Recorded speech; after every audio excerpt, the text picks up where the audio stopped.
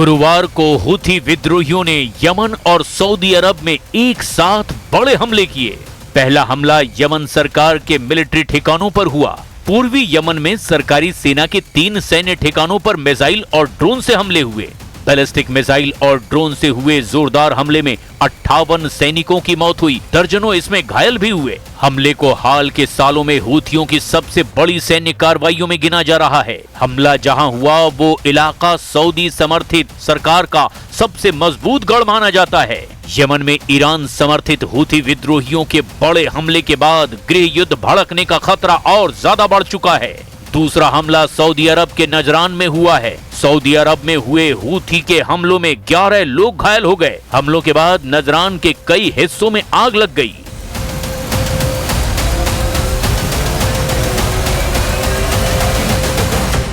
पाकिस्तान के प्रधानमंत्री शहबाज शरीफ, उनके मंत्री और पाकिस्तानी फील्ड मार्शल असीम मुनीर की ये तस्वीरें सऊदी अरब से आई हैं। शहबाज मुनीर के पहुंचते ही सऊदी में हमला हुआ। यमन सीमा से लगे सऊदी इलाके में हूथी विद्रोहियों ने यह हमला किया। हमला तब हुआ जब पाकिस्तानी प्रधानमंत्री शहबाज शरीफ और आर्मी चीफ असीम मुनीर सऊदी में मौजूद थे।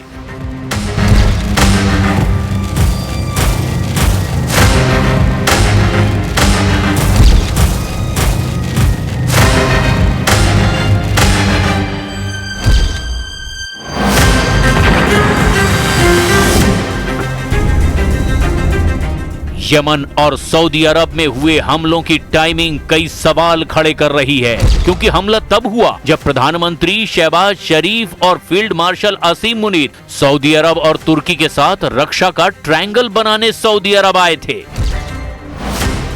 पाकिस्तान और सऊदी अरब के बीच पहले से ही रक्षा स्ट्रेटेजिक म्यूचुअल डिफेंस एग्रीमेंट है। अब ऐसी ही तिकड़ी तुर्की के साथ बनाई गई है। पाकिस्तान के प्रधानमंत्री शहबाज शरीफ, सऊदी क्राउन प्रिंस मोहम्मद बिन सलमान और तुर्की के राष्ट्रपति रेसेप तैयब एर्दोगन ने इस समझौते पर हस्ताक्षर किए हैं, जिसे ट्राइलेटरल म्यूचुअल डिफेंस एग्रीमेंट यानी कि मेका पैक्ट का नाम दिया गया है। समझौते के तहत तीनों में से किसी भी एक देश पर हमला तीनों देशों पर हमला माना जाएगा। तुर्की, सऊदी अरब और पाकिस्तान के इस रक्षा समझौते को इस्लामिक नेटो भी कहा जा रहा है। हालांकि पाकिस्तान का दावा है कि ये ट्रायंगल किसी देश के खिलाफ नहीं है, जबकि पूरी दुनिया जानती है कि ये तीनों ही देश इस्लामिक मुल्कों में आतंकवाद के सबसे बड़े संरक्षक हैं या फिर रहे हैं। सऊदी अरब वहाबी विचारधारा का सबसे बड़ा पोषक है। ईरान ने 90 के दशक में पूरी दुनिया में आतंकवाद की फाइनेंसिंग की, जबकि पाकिस्तान तो आतंकवाद का जन्मदाता और संरक्षक देश है। वहीं तुर्की कट्टरपंथी इस्लाम की नई फैक्ट्री बन रहा है। ऐसे में सवाल है कि अब ईरान और इजराइल क्या करेंगे, क्योंकि इस समझौते की टाइमिंग पर सवाल खड़े हो रहे हैं। पश्चिम एशिया पहले ही सुलग रहा है। ईरान के खिलाफ ट्रंप का युद्ध खत्म नहीं हुआ है। गाजा और लेबनान पर इजराइल की बमबारी खत्म नहीं हुई और अब लाल सागर में भी जहाज जलने लगे। ऐसे में एक मिलिट्री गठजोड़ की नजर से सऊदी अरब इस ट्रिपल गठजोड़ में पैसे से यानी फंडिंग से मदद कर सकता है। तुर्की एक मजबूत ड्रोन पार है, आधुनिक हथियार बनाता है, यानी नई टेक्नोलॉजी में तुर्की मदद कर सकता है। पाकिस्तान के पास मिसाइल है और उसके पास परमाणु बम भी है और बड़ी फौज भी मौजूद है। ऐसे में 3 सुन्नी देशों का रक्षा गठजोड़ करना ईरान और हूथियों के लिए टेंशन वाली बात है। ऐसे में सवाल यह है कि इन तीनों देशों की डिफेंस वाली दोस्ती के टारगेट पर आखिर कौन है। सवाल यह भी है कि पाकिस्तान का इस्लामिक नेटो फेल हो गया।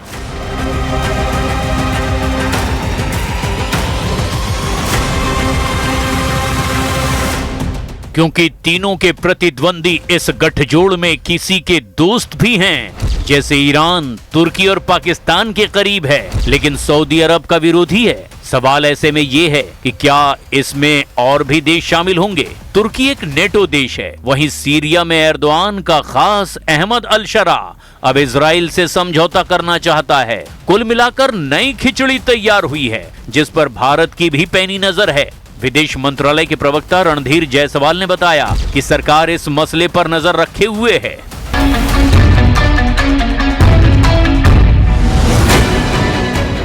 पाकिस्तान के प्रधानमंत्री शहबाज शरीफ, उनके मंत्री और पाकिस्तान के आर्मी चीफ आसिम मुनीर का सऊदी अरब जाना, वो भी तब जब उसी दौरान अमेरिकी राष्ट्रपति डोनाल्ड ट्रंप की वहां के क्राउन प्रिंस के साथ फोन पर बातचीत की खबर आई है।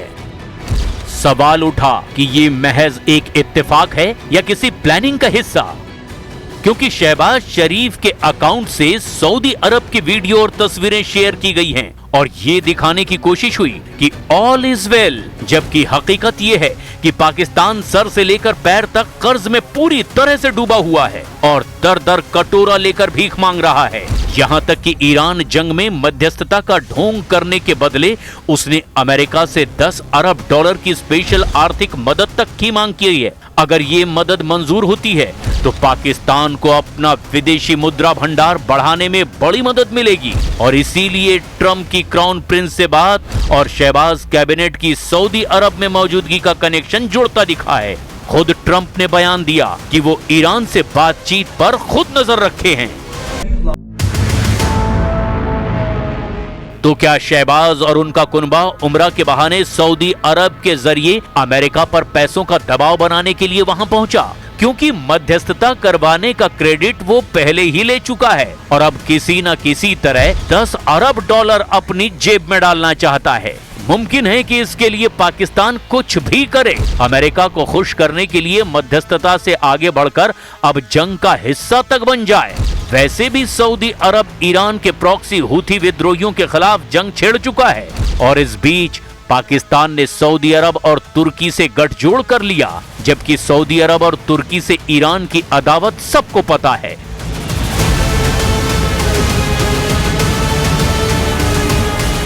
ये अलग बात है कि कटोरा लेकर घूमने वाले और रक्षा समझौतों का ढिंडोरा पीटने वाले शहबाज मुनीर पर घर में ही दोहरी आफत आई हुई है।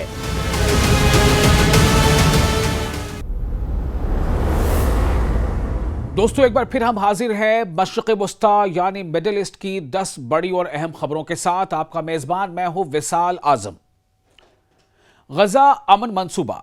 इसराइल ने ट्रंप का गजा अमन मंसूबा मानने से इनकार कर दिया है। नेतन्याहू का कहना है कि हमास के मुकम्मल हथियार डालने तक इस्राएली फौज गजा से नहीं निकलेगी। हमास ने मंसूबे पर बात आगे बढ़ाने की हिमायत की है। अपनाए हुर्मुज। ईरान और ओमान हुर्मुज अपनाए खोलने के लिए बातचीत कर रहे हैं। ईरान और ओमान के बीच बातचीत कहा जा रहा है कि आखिरी मरहले में है। ईरान अभी मुकम्मल तौर पर अपनाए खोलने पर तैयार नहीं है। इस रास्ते की बंदिश से तेल की आलमी सप्लाई मुतासिर हो रही है। यमन में हौसी हमले। हौसियों ने यमन के अल बखा बंदरगाह पर नए मिसाइल और ड्रोन हमले किए हैं। रिपोर्ट्स के मुताबिक इन हमलों में 7 अफराद हलाक हुए हैं। इससे यमन में जंग दोबारा बढ़ने का खतरा पैदा हो गया है। सऊदी अरब पर हमला। हौसियों ने सऊदी अरब के जाजान इलाके में एक ऑयल रिफाइनरी को भी निशाना बनाया। हमले से तेल की तनसीबात को नुकसान पहुंचने की खबर है। इस वाक़े से सऊदी अरब और ईरान के दरमियान कशीदगी बढ़ सकती है। लेबनान और इसराइल। लेबनान और इसराइल जनूबी लेबनान से इसराइली फौज के इनखला पर बात कर रहे हैं। दोनों मुल्कों ने फौज की निगरानी के लिए कुछ ममालिक की फहरिस्त भी बनाई है। हिजबुल्लाह के हथियारों का मसला अब भी बड़ी रुकावट है। जनूबी लेबनान में हमले। जनूबी लेबनान में इसराइली हमलों की नई खबरें सामने आई हैं। इसराइल का कहना है कि उसने हिजबुल्लाह के ठिकानों को निशाना बनाया है। लेबनान में इन हमलों से कशीदगी दोबारा बढ़ रही है। मस्जिद अक्सा में कशीदगी। यरूशलेम में मस्जिद अक्सा के मकाम पर कशीदगी बढ़ रही है। हालिया वाकयात पर अरब मुल्कों और मुस्लिम हुक्काम ने सख्त तशवीश जाहिर की है। खदशा है कि यह मसला मजीद बड़े मुजाहरों या झड़पों का सबब बन सकता है। सऊदी, तुर्की और पाकिस्तान का मुआहिदा। सऊदी अरब, तुर्की और पाकिस्तान ने मुश्तरका दिफाई मुआहिदा किया है। तीनों मुल्कों का कहना है कि यह मुआहिदा किसी खास मुल्क के खिलाफ नहीं है। यह मुआहिदा खित्ते में बदलती हुई सिक्योरिटी सूरत हाल के दौरान हुआ है। ईरान के इत्तेहादी। ईरान अपने इलाकाई इत्तेहादी ग्रुपों की हिकमत अमली बदल रहा है। अब इराक और यमन में मौजूद ग्रुपों पर ज्यादा तवज्जो दी जा रही है। शाम और लेबनान में ईरान को पहले के मुकाबले में ज्यादा मुश्किलात का सामना है। अमेरिका और ईरान की बातचीत। अमेरिका और ईरान के दरमियान हुर्मुज के मामले पर यानी स्ट्रेट ऑफ हुर्मुज के मामले पर बातचीत जारी है।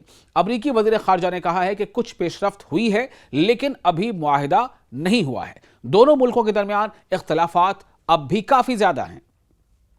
तो ये थी 10 बड़ी और अहम खबरें मशरिक़ वस्ता से। उम्मीद है कि आपको ये वीडियो पसंद आया होगा। अगर ये पसंद आया हो तो आप लाइक और शेयर जरूर करें।